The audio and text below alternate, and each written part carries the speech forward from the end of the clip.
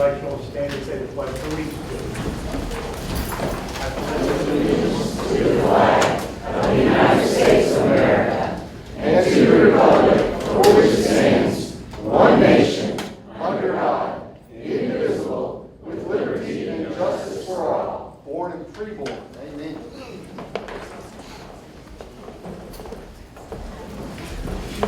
Thank you very much for joining us for that. We're looking for board salutes. I don't know if we have any. No. And the next thing item up would be Mr. Hawkins would like to deliver a brief statement. So, Mr. Hawkins, please. Thank you, Mr. Buckwalter. I appreciate this opportunity to address the board and the administration. I, William P. Hawkins, member of the Greater Clark County Schools Board of Trustees, District 1, as of July 13, 2021, at 6:15 p.m. Eastern Daylight Savings Time, due to irreconcilable differences with board leadership and administration, to hereby resign my position as board member. Thank you, Mr. Hawkins.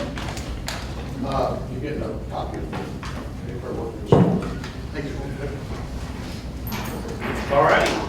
The next would be the approval of the minutes from previous meeting. Oh, I'm sorry. Yeah, the approval of the agenda.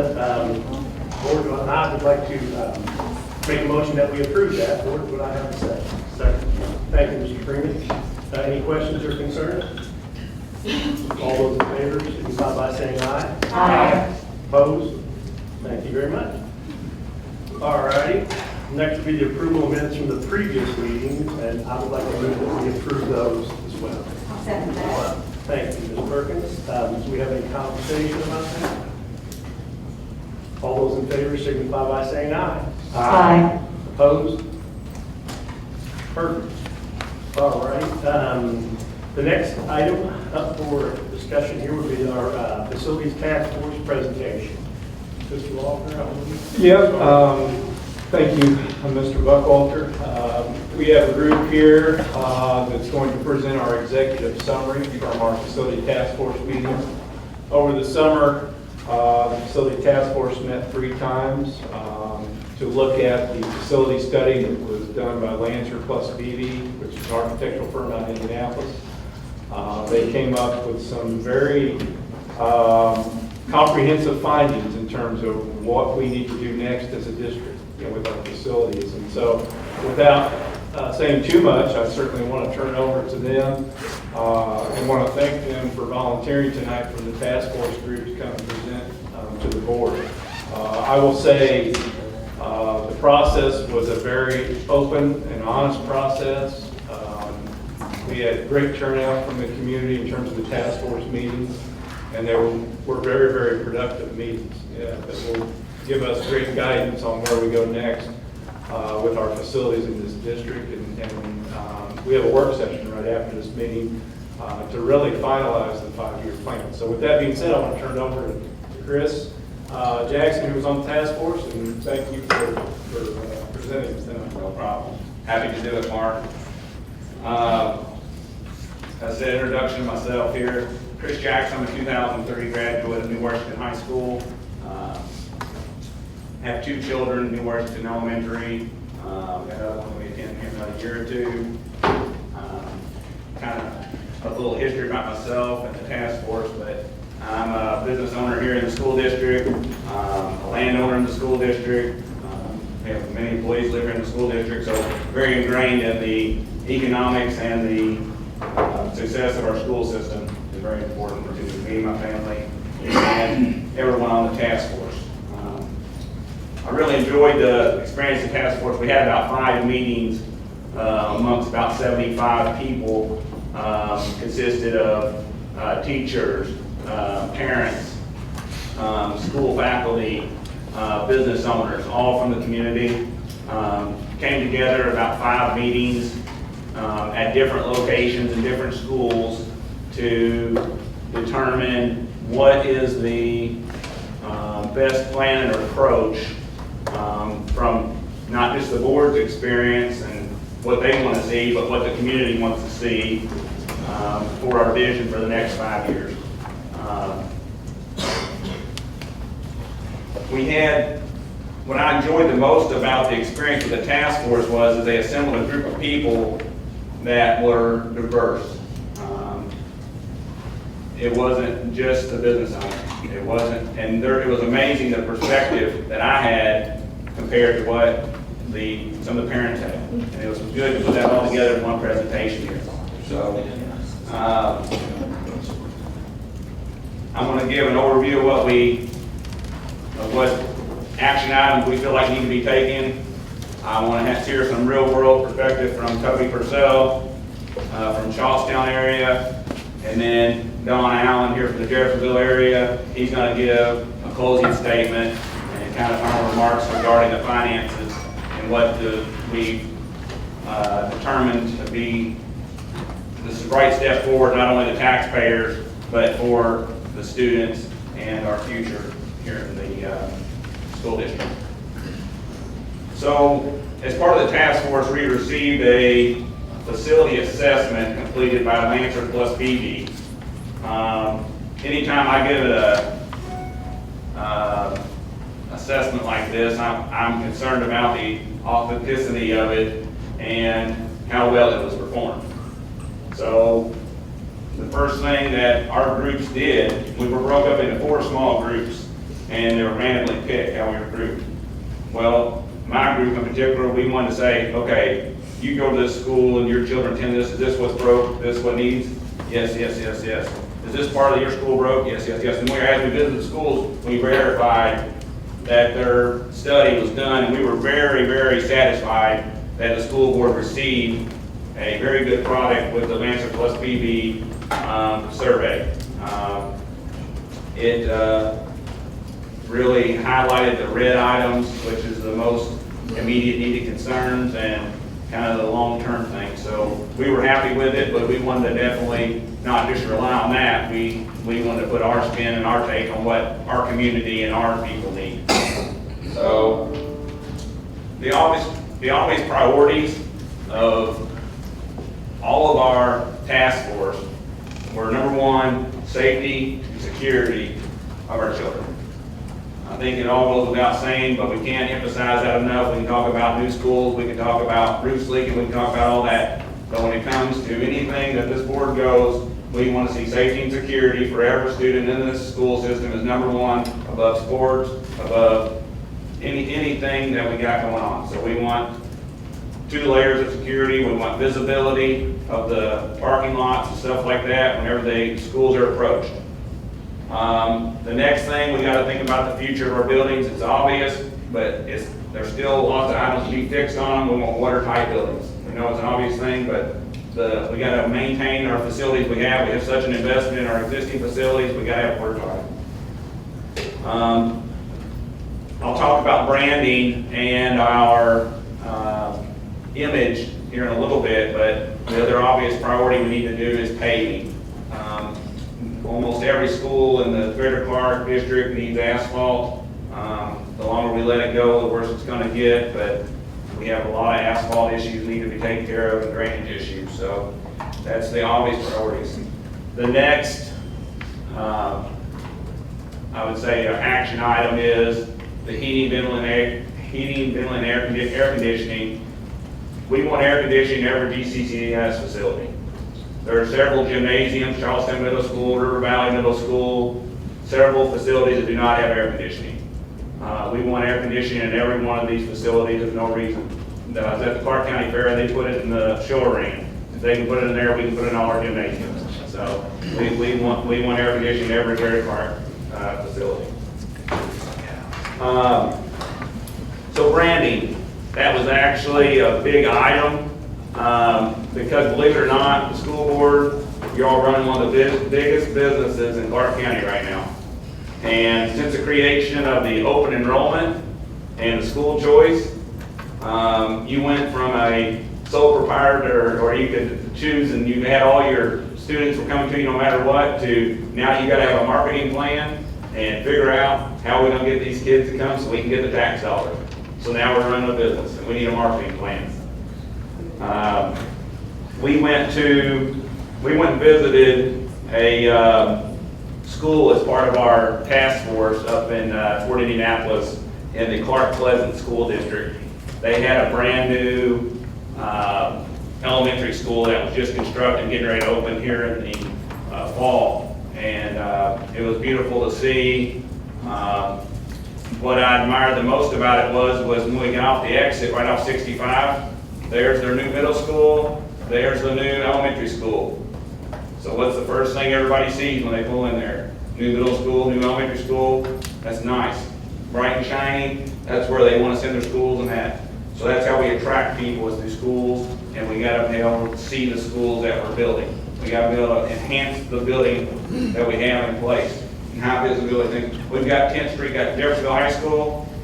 We need more signage. You know, maybe work on the admin building or demolish, make a nice entrance into Jeffersonville there. Veterans Parkway, we have River Valley Middle School. We need to enhance that middle school. We're in a high traffic area. We need the facade. We need we got beautiful facilities. We just need to show them off a little bit. You got to think about what thoroughfares are through our school system. We have 265 and Highway 62.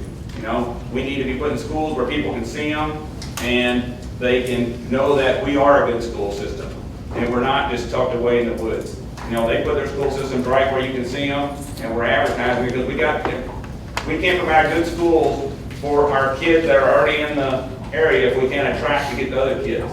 It's all a number, dollars and cents thing, and Don will talk a little bit about that. So I know it sounds bad that you can keep doing the same thing, but our finances don't work. They don't pan out.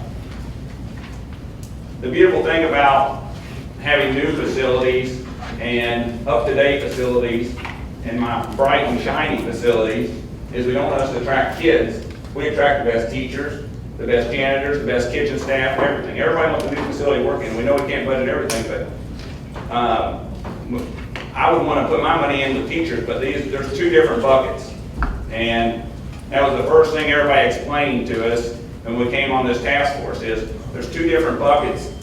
The facilities money and teacher money are completely separate. And it has nothing to do with one another. Because otherwise I'd say, and our group would say, that's the first thing I said, hey, let's just hire more teachers and have the best programs.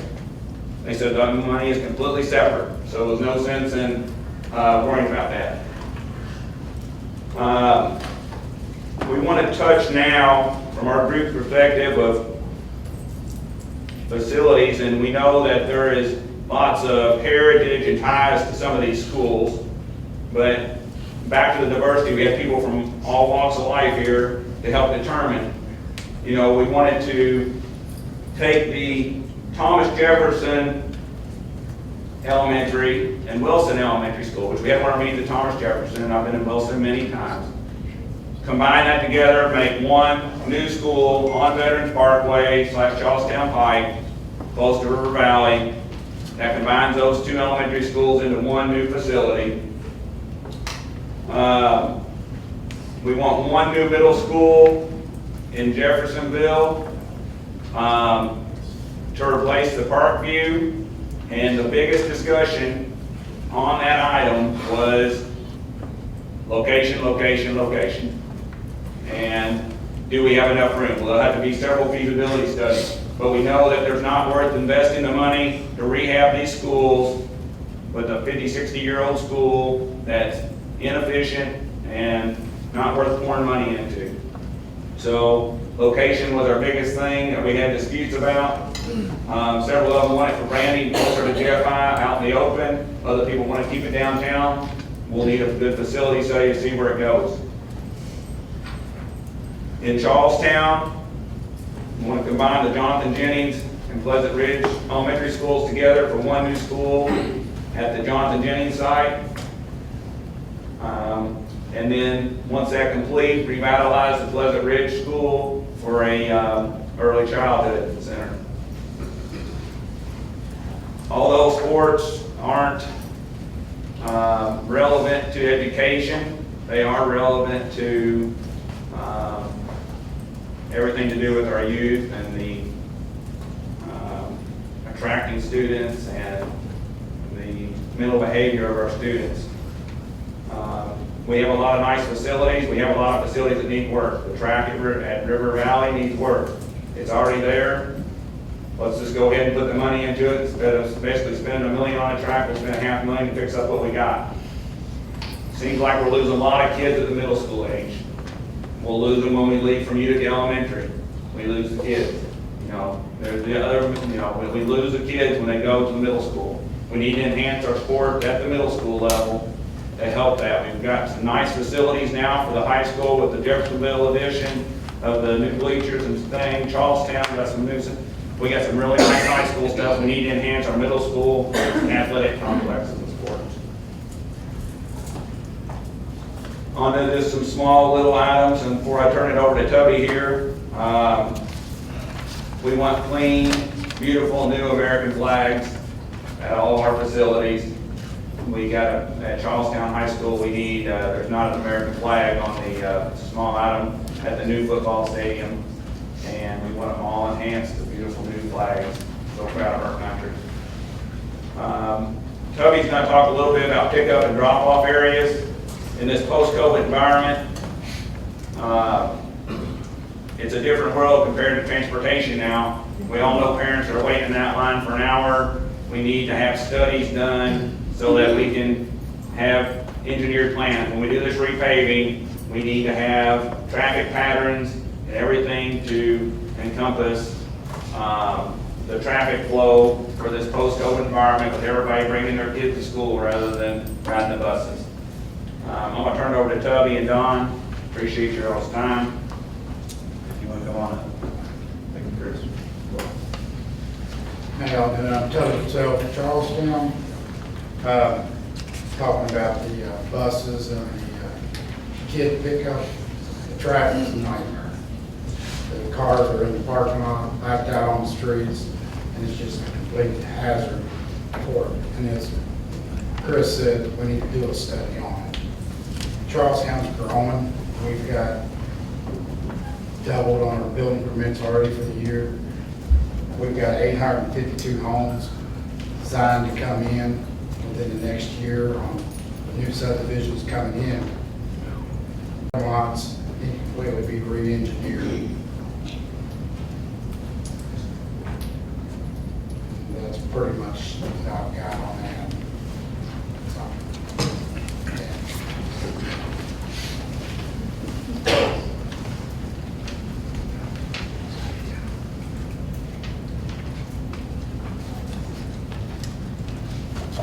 Good evening. I'm glad to be the person to wrap it up here and to try to summarize. We looked at a lot of stuff. We really did. We had a diverse group, over 60 volunteers. We had attendance for those meetings. It was amazing. Summertime attendance at over 90%. These are people who were bought in. And we had some very frank discussions because we were told to leave our prejudices behind, leave our preconceived notions behind, and to think what's best for the kids. And I think that's what we got. We took our job very seriously.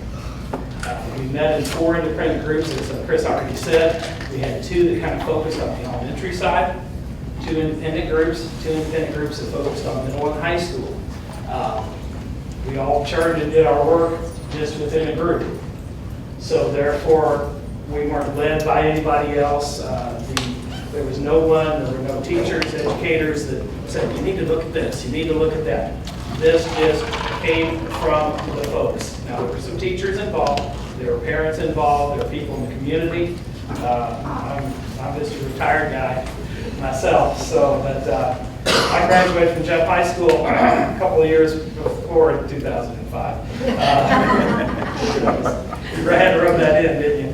But anyway, it was evident after hearing these breakout sessions, we pulled everybody back together, and there's the checklist. Thank you for pulling that up for me.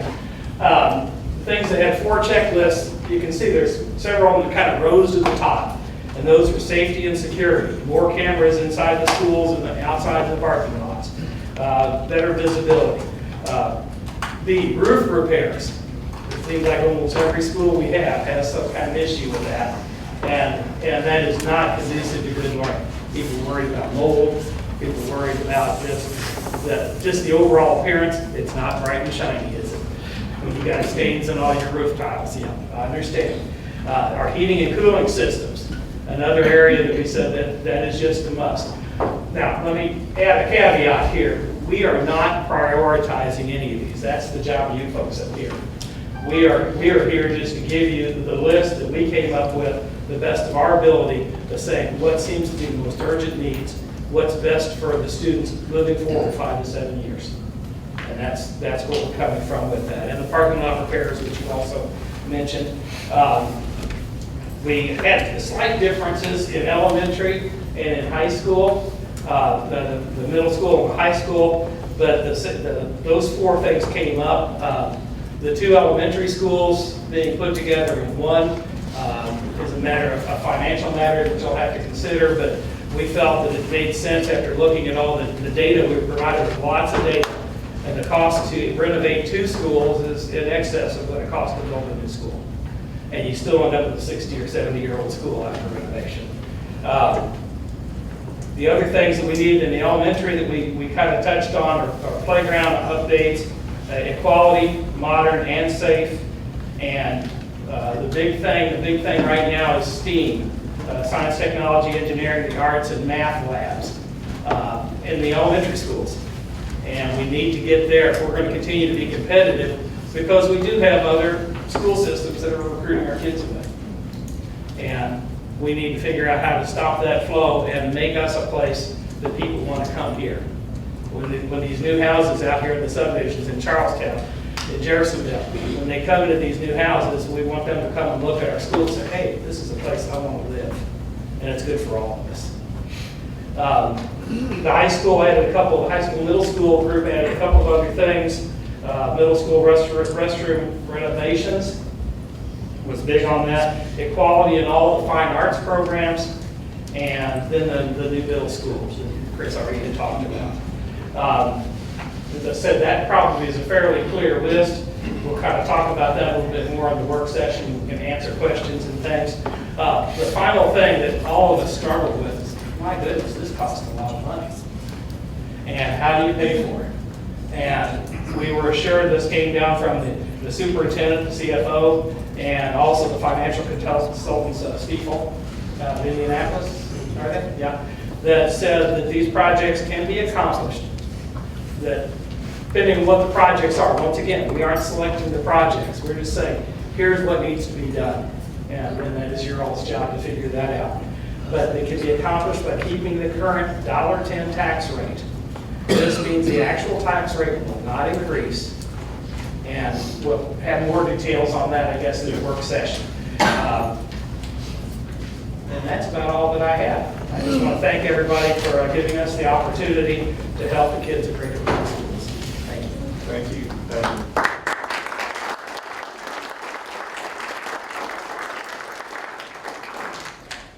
I want to recognize a couple other people that are in the audience. One, Dr. Halleck, who is a former superintendent of many, many, many years, that led this process in terms of the facilitator for the task force. We appreciate you working with us on that.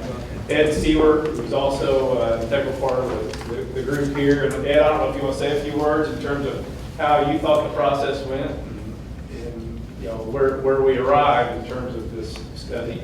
Yeah, no, I think it's a great project. Happy to be involved, and I think they did a great job summarizing what we talked about. There was a lot more discussed than what they just presented, I can tell you that. We had a lot of good discussion, and there were a lot of ideas that were floated, and so it'll be interesting to see us work with that. Yeah, it's great. We appreciate it. Thank you. You know, and Chris talked about 4 groups. Basically, Dr. Halleck, it was his idea to, you know, randomly put people in 4 different groups and use playing cards, you know, hearts, spades, diamonds, clubs. 2 of those groups were dealing just with the elementary schools and what the elementary schools needed, and then 2 groups dealt with the secondary schools. You know, so when you see that chart, and if something has 4 checks all the way across it, that means both groups thought that was a big concern. Now, it's a little bit, I want to give you a little bit of clarification, because where it said new middle school, all four groups said we need a new middle school to replace Parkview Middle School. All four groups also believe that we need two new elementaries too in the district, but on the chart it just came out that the two groups that were specifically elementary groups said that. But all four groups said, you know, we had four different elementaries that are 60 to 70 years old and have a tremendous amount of repairs to do and renovations. And we really need to look at building two new elementaries and merging some elementaries together. And also, you know, Parkview Middle School was built in 1961. You know, so do the math. It's 60 years old, you know, and needs a tremendous amount of renovation. So I really appreciate the work that the task force did on this. It was really a great process, and we got great feedback. We'll talk more, you know, in terms of details during the work session. The one last thing I want to say is just to go along with what Don said in terms of doing these projects and the financial impact. Because we are a growing district and there's so much construction going on in our district, our assessed value is going up in the district. If we keep the tax rate at $1.10, which is where it is at now, we will be able to do this work without raising the tax rate on anyone. And that's a great situation to be in. You know, we don't need to do a referendum. We don't need to do anything like that. We can do this work, keep the tax rate at $1.10, and do great things for our kids in this district. So I'm excited about that, you know, and I hope the community is excited about that also. With that being said, I'm going to turn it back over.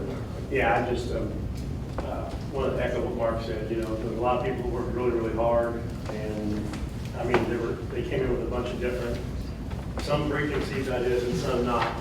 And everybody listened, and actually at one point I thought it was like the classroom was really loud, that you could think there's any teaching going on there. But really, they were very, very productive, and they were having fun too. So, David, I'd like to thank you. And your voicemail is full, just so you know. He had emailed me and I tried to get back to him. So, at any rate, next item we have would be the consent agenda. So, board, could I get a motion for that? Oh, okay, let's do that. One last, who served on that committee, please stand up. Do you mind doing that? You're here. And if you don't want to, you don't have to. Yeah, so thank you very much.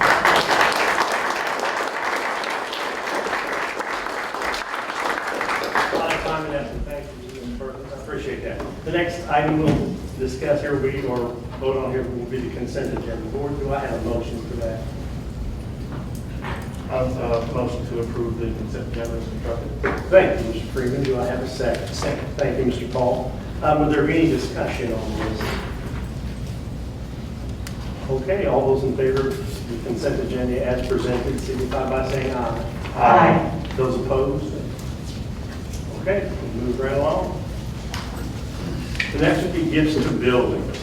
There are no gifts to buildings. Well, it's summertime and everybody's spending their vacation money. So next up would be action items. The first item to discuss would be the art contract of Charlestown High School, the locker room facility. Dr. Shank, please. Good evening, Board. What you have in your Board docs and what we've been working on for a few months now, after the Board approved the RFP process for 3 separate projects: the classroom addition for Utica Elementary School, the locker room instruction for Jeffersonville High School, and the locker room instruction for Charlestown High School. What you have today is the final step in that process. Now we'll get to the real fun, and that's designing and breaking in order and building those buildings. So we have the ART contract for Charlestown High School locker room facility. The superintendent recommends the approval of the DVIA design build contract document for the Charlestown High School locker room facility with ART Construction Management Incorporated. Board, do I have a motion for the approval of the agenda as, or the item as presented, the art contract for Charlestown High School? Mr. President, I move that we accept the DVA design build contract. Thank you, Mr. Paul. Appreciate it. I'll second that. Thank you, Ms. Perkins. Is there any discussion here? Yes, I want to thank you all. I know there was a lot of work put in this, a lot of debate and discussion and, going back and forth. And sometimes, you can look at that as, is this worth it? And then you can look at it and say, well, we've spent a lot of time hashing things out. So you develop a relationship and better understanding of each other, I think, as you do that. Yes, ma'am. Thank you. Any other comments or concerns? All right, all those in favor signify by saying aye. Aye. Opposed? Perfect. Dr. Shank, now let's move on to the art contract with Jeffersonville High School locker room facility. Thank you, Mr. President. So again, on May 11th, 2021, the board approved art of the design builder for the new locker room facility at Jeffersonville High School, and attached in the board docs is the DVIA design build contract document for this project. Again, it's guaranteed with a maximum price of $3 million, and we ask for your approval here tonight. Certainly. Board, do I have a motion here? Mr. President, I move that we approve the DVIA design build contract document for Jeff High School with art, construction, and engineering. Perfect. Do I have a second? Second. Thank you, Mr. Freeman. Any discussion here? Oh, let me keep going. Please Make a comment do. on everything tonight. That's good. Now, these two contracts, they're for different schools, but from what I understand, they're probably the same contract, but when you sit down to do the design, it can be very different. Because what the input from Charlestown can be very different than the input from Jeffersonville or what it's built. Yes, ma'am. Yes, ma'am. They're progressive design build in nature, so therefore the design is exactly like you described. It is evolving, and we will have stakeholders on both sides. Mr. Muncie's team and our team as well. Lots of input going into that design. And then we'll bring that design to you in a future meeting. Any other comments or concerns? Okay, all those in favor of the approving the art contract with Jeffersonville High School locker room, signify by saying aye. Aye. Anybody opposed?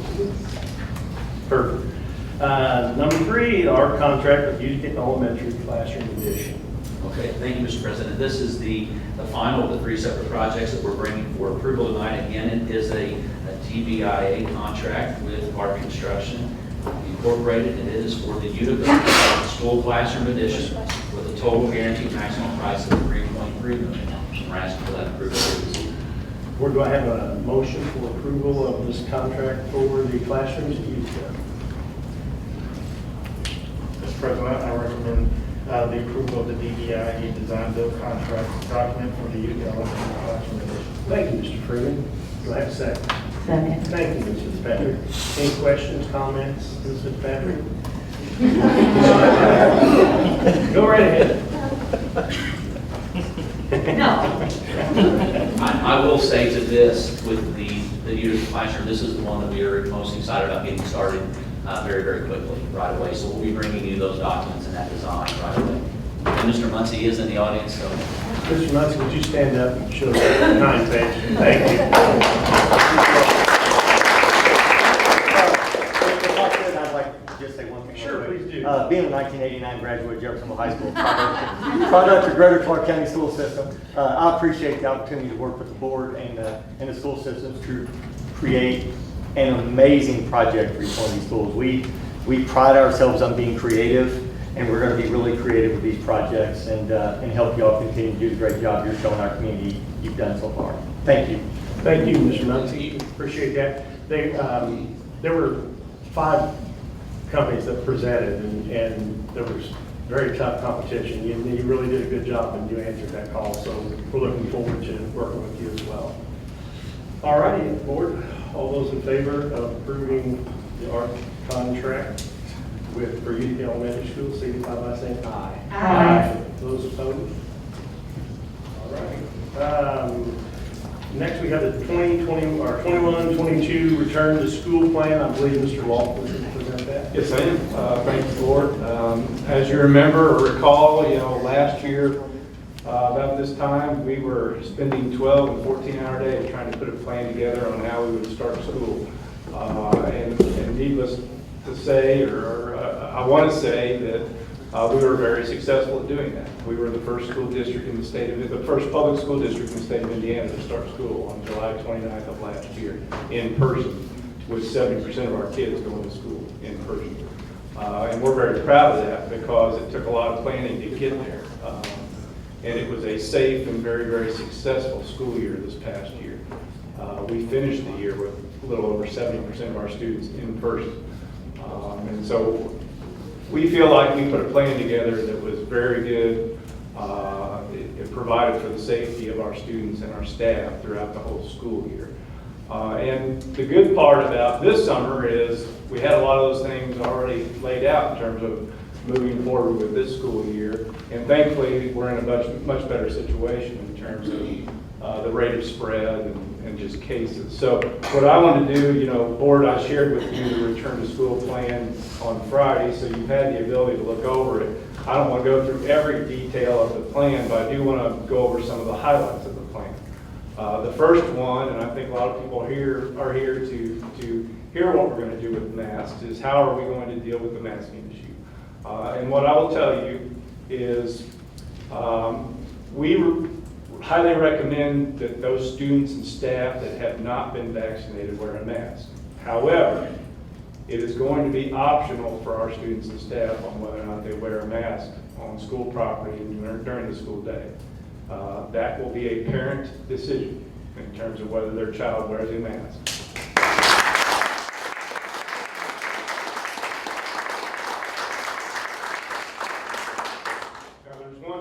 Caveat with that is that on bus transportation, the Federal Department of Transportation mandates mask wearing on a school bus.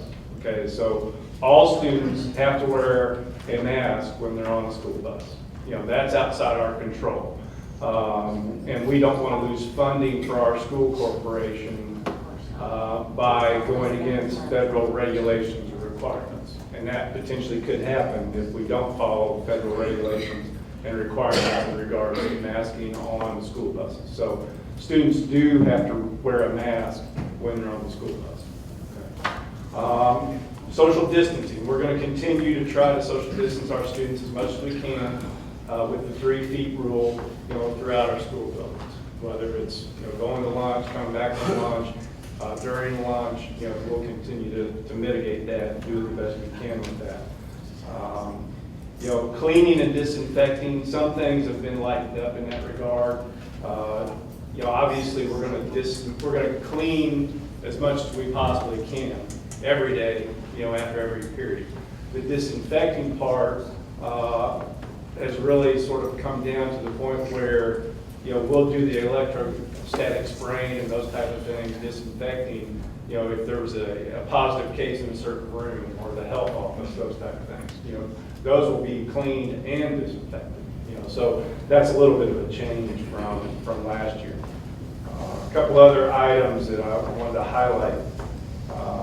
Greater Clark has already invested a great deal of money in air quality. Last year we did a bond with ESG where they did some HVAC improvements. They added ultraviolet ionization filters that were installed in all of our HVAC systems that are supposed to help air quality, and I believe it is. We're also investing $8 million of ESSER money into more HVAC improvements this coming school year. That work will start here pretty soon, probably within the next couple months. So we're making that investment to make sure that we have good air quality, in our schools for our kids, for our staff. Drinking fountains. Water fountains will remain off. We will still have the water stations that we have in all our schools that are the push button, but the regular water fountains will remain off.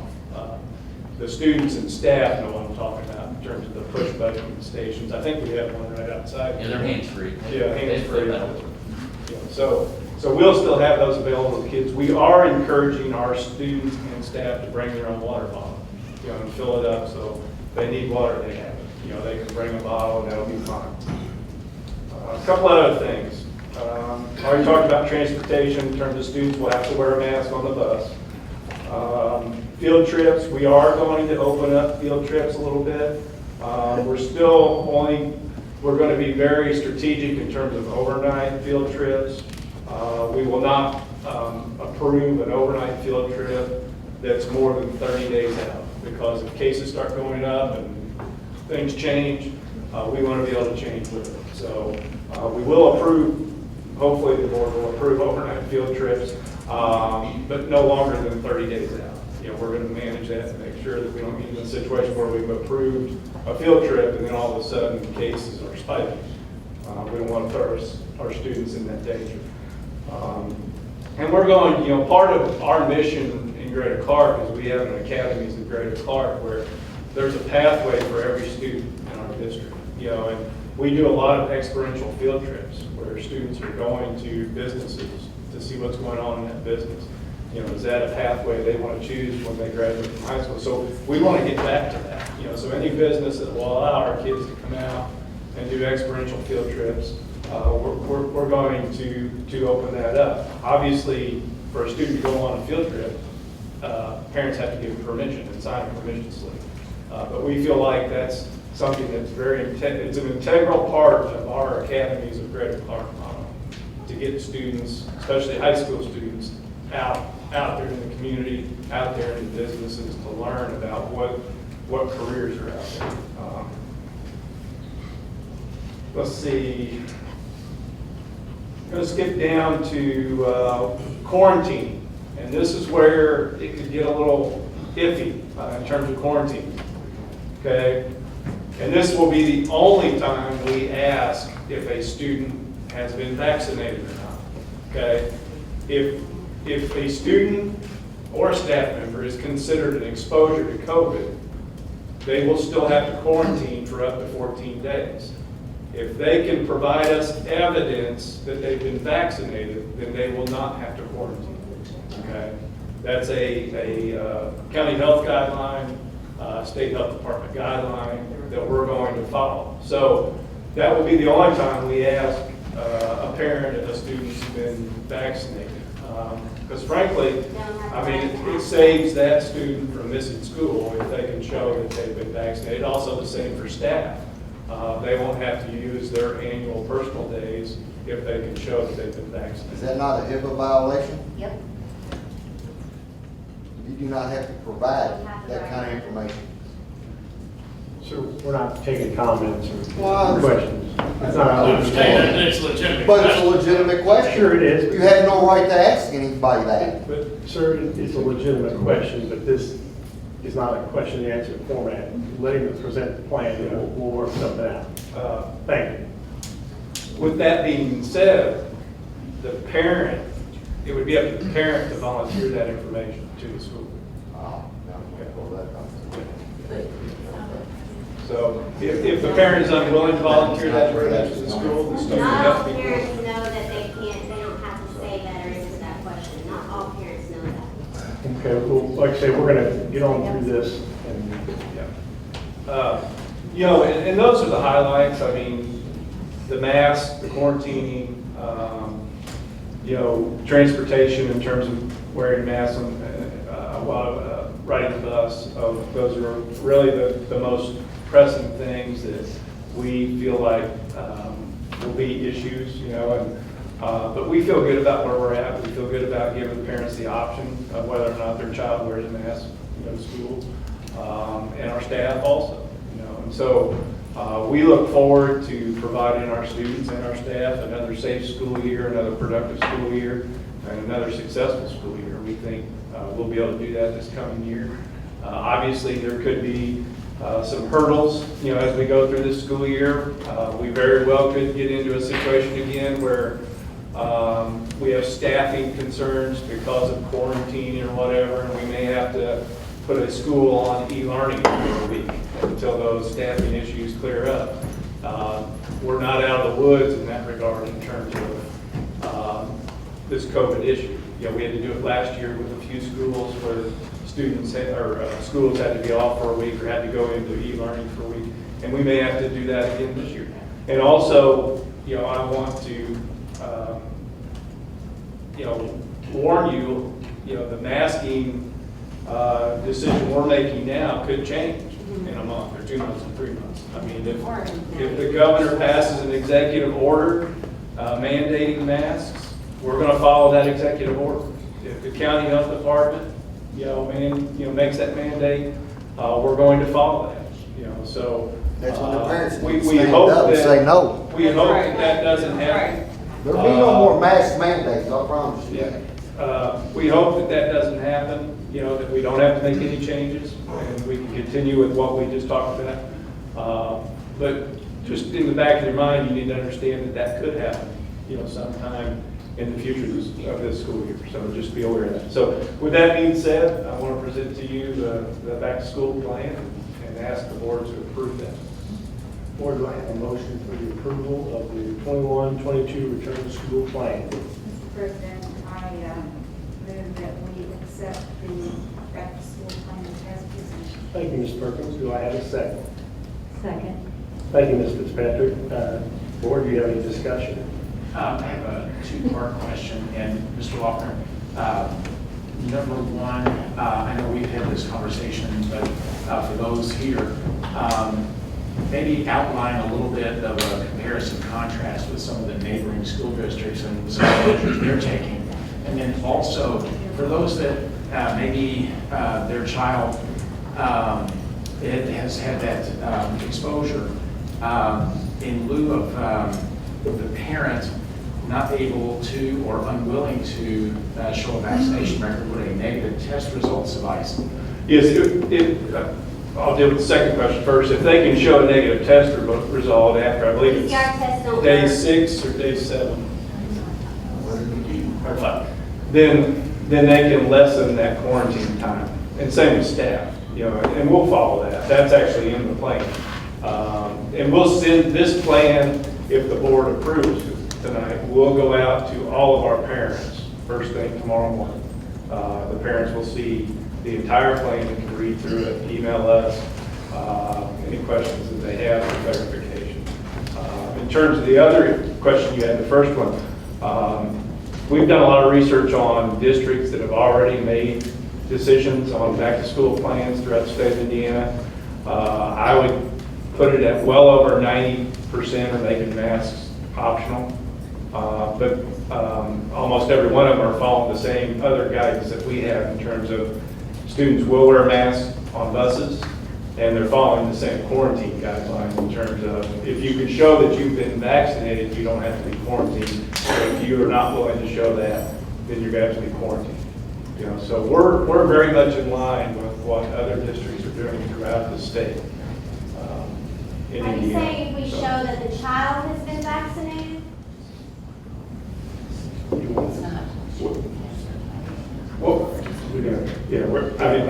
basically, I'll repeat it again. If a student is exposed to COVID and they're considered an exposure by the contact tracing,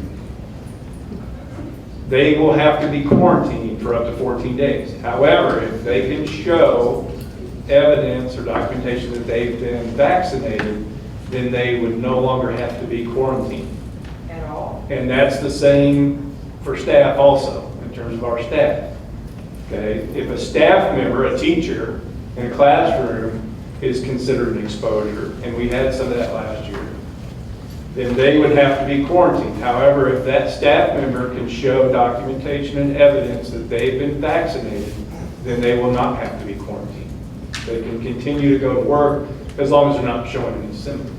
See, right there, you're putting the job up. You have to go. We're not- Come back to work.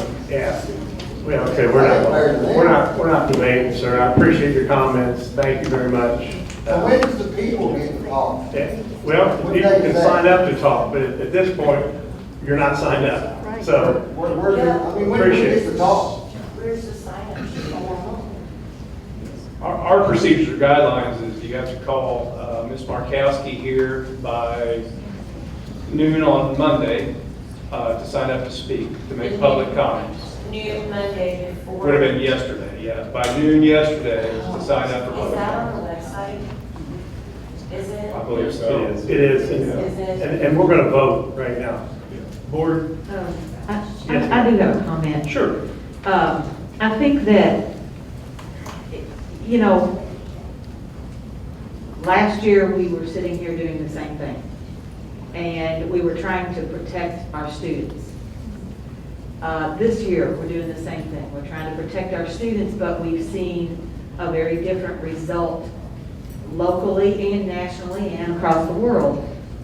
I think one of the things that we always have to keep in mind is, as a school system, yes, there are HIPAA violations and nobody's asking anybody to break those. Nobody's forcing anybody to tell them anything. We have to, as a school system, follow local law, state law, and federal law. Mandates are law. Mandates. Mandates are law. Mandates are law. We're going to call for a vote. Thank you very much. So, I have a genuine Board, question. all- What if my child has already had the illness and therefore has an immunity and is not required? ma'am, we're going to vote. I appreciate Just it. seriously. I know, because and we'll because get if back my to you on child that. I has understand. quarantine, You can email the board and somebody will try to get back to you this who week. is my representative? My What child goes district to you live, North what district Haven. do you live in? My child goes to North Haven Elementary. No, it's where you live at, that's the district. I live in North Haven. No, there's no what do you mean? Okay, what's your name, sir? Keith Freeman. Keith Freeman. Okay, I'm gonna Yeah. email this. Okay, please do. All right, board? Thank you. All those in favor of the 21-22 return to school plan, signify by saying aye. Aye. Opposed? Thank you. Next will be the property insurance renewal. And that was Judy. Good to see you. Good to see you, Board. Mr. Irvin, we have a great job here for me because everything we do is important. We're going to reiterate where we're at later on in our work session on the successes of the school board and the superintendent. However, you know that you face a lot of things, so we constantly stay within a cost containment situation to always take advantage of opportunities to save the taxpayer money. And so one of the things that annually we do is we do look at our general property insurance, our operating insurance throughout the district. And our agent, Assured Partners, was put to task to go and diligently seek proposals for all of our property insurances and our liability insurances, our auto, our cyber, those insurance packages. And to their success, they were able to obtain several great proposals. There were standards that we placed in there that we would not lower our standards for. If we were to get a renewal with our current carrier on the total package, the amount would have been $1,030,000 a year. Okay? So going out to separate that package out with reputable companies, this district will be saving $210,000. So the most immediate savings comparably to what we're currently paying to the renewal time frame, you're going to see a $65,000 savings right out of the gate. So having that been said, I am going to be recommending that Liberty Mutual handle our property, inland marine and crime, EMC to handle our general liability and professional, auto and umbrella, and Beasley to handle our cyber coverage. For the total premium of $819,722 for this next coming year. Now till June 30th. A couple of notables, we will be continuing to manage our employee claims. That is something that we constantly do and take strong advice. You do have an executive summary placed into your packet that will describe that. Additionally, you've heard me say the word cyber coverage. I wish not to go into the detail of why that increased due to security reasons. However, our team, our insurance team, will be working with our technology team. You know, there's costs to this cyber world, and so we want to be very conscious of stepping through that very securely. So, anything further with that, I do recommend that the board approve the insurance packages presented. Board, do I have a motion for the approval of the district property and casualty insurance proposal for the 21-22 school year? Mr. President, I move that we approve the recommendation that for the district property and casualty insurance as presented. Thank you, Ms. Perkins. Do I have a second? Thank you, Mr. Paul. Any discussion on this? Questions, comments? All right, all those in favor signify by saying aye. Aye. Those opposed? Perfect. Next will be the Wilson Service Center membership agreement. Ms. Schubringer, thank you again. Thank you, Mr. President. Enclosed is the membership agreement with the Wilson Service Center.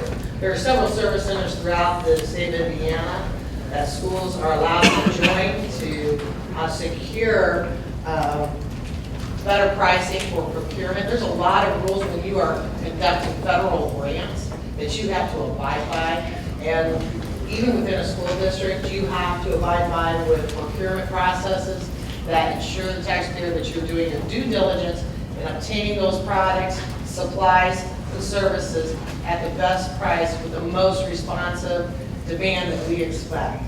So we will be, this district is going to join this program to make sure that they have those tools at their fingertips. We're going to do this for 6 months and continue that study. We already know that with projects that are coming up, that we're going to see a significant savings in doing those projects by joining this service center. We will probably come to you in 6 months to kind of give you those results to see if we should continue on. Service Center researched the DOE, looked at our enrollment of 10,477. That's verified by the DOE that they look at. They charge approximately $4.75 per student for a 6-month period. That equates for Greater Clark County Schools $24,883. It is my recommendation that the board approves the agreement. And in here for this agreement, by approving, authorizes the superintendent to sign, because the superintendents of service centers are considered the board members of service centers. And they have the opportunity to appoint a designee, so their schedules don't allow. That's why their signature has to go on there, so he knows that if he's not at that board meeting, he has to designate one. So, there you go. The board, I move that we approve the Wilson Service Center membership agreement. Can I get a second, please? Second. Thank you, Mr. Patrick. Do we have any discussion? I have a question for Laura. Sure. Yes.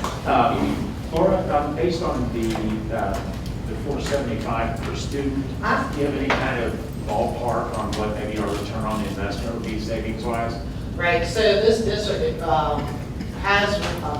was afforded an opportunity to receive a benefit of the service center previously, and it saved the district $80,000 with that opportunity. So it could be insurmountable based upon what products we need, knowing that we do have a massive buying power with our size and with the team that we have with Perfection. We also are going to probably meeting with them to see if there are products such as custodial that they have secured for the state of Indiana that might be even cheaper. So it's definitely worth looking into and guaranteeing a return on investment. By being members of Service Center, you can participate in professional development. There's a lot of things that you can do with a service center. And we're looking at each other across the state. So if there's something that's not available here, we can tap into another service center to do so. Yeah, it affords not only professional development, if we wanted to use that, also bulk buying, in terms of the bids they have, in terms of, whether it be paper or whatever, where there could be savings in that bulk buying, but also the procurement process that they have through the Wilson Center in terms of big vendors or contractors or companies that sell equipment through those education centers that have already been bid out. Their state board of education, state board of audit accounts approved. I'll get it right here in a second. So, there's a lot of benefit to joining that center. And the 80,000 she was brought up, that goes back to our 2 turf football field projects. We were able to use their procurement process for those turf fields because Moats is a vendor through their bidding process. So we didn't have to hire architects, and didn't have to hire engineers. They already had that in the bid, And so if we would have gone the other route and hired an architect, engineer, it was going to cost $40,000 per field. So it saved us a significant amount of money by going through them. One other thing too, you're required for federal grants that when you make certain purchases at a threshold of 5,000 or more, you're required to have 3 proofs of looking into this information, and Indiana Service Center is a qualified proof of service. Doesn't mean that you have to buy because you may, seem to have a product somewhere else that is equivalent that you're used to using, but you're required to have that on file. So when you do quotes, you can use this as your tool and guide on that. And changing, our new system, changing our purchasing processes to be able to get more in bulk will probably result in bigger savings than what we're anticipating. Any other questions? All those in favor of the approval of the Wilson Service Center membership agreement, signify by saying aye. Aye. Opposed? Perfect. Thank you. Thank you. Next, we have public comments, of which we have one person sign up. And I'd love to know who that is, or have you up here if you're still here. Ms. Ballou, is that correct? Yes. You tell us your full name and your address, ma'am, when you come up to the podium. Thanks.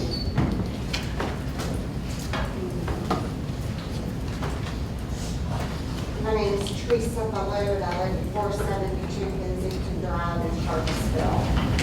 And I certainly hope that the mask policy doesn't change. And that's what I want to speak about, is in regards to masking children.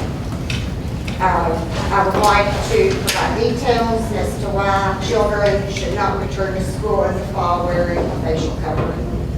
There are numerous school boards, counties, and states that have revoked or banned COVID mandates. For those of you not aware of the recent judgment and order resulting from the Attorney General of Kentucky versus Governor Andy Beshear, case on May 17th of this year, that judgment found that all, and I have a copy of the order, that judgment found that all COVID mandates, including facial coverings, to be both illegal and unconstitutional, which lifted all mandates in the state of Kentucky. Public schools announced shortly after that they would not be requiring masks this upcoming school year. In addition to violations of state and federal law, an expert witness in this case, Mr. Stephen Petty, who is a certified industrial hygienist, expert epidemiologist, and an expert with OSHA concerning personal protective equipment such as masks.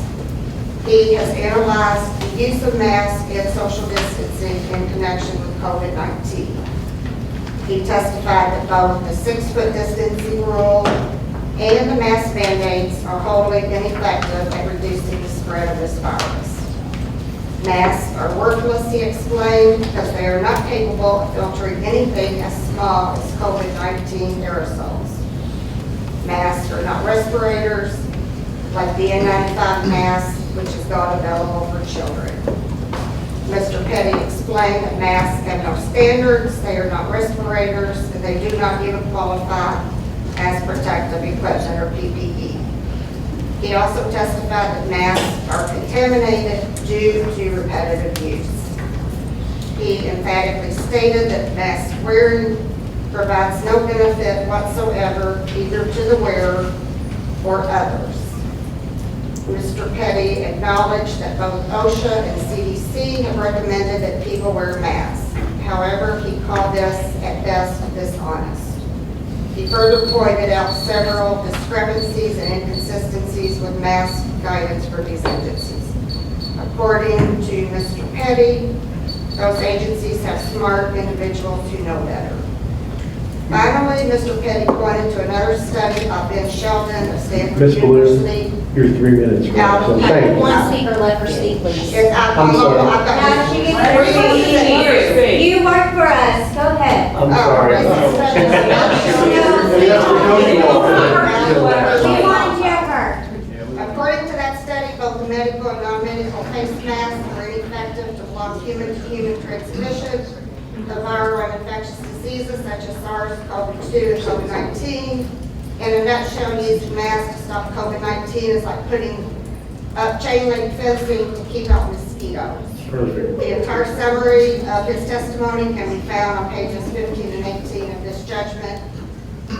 Thank you. Thank you very much.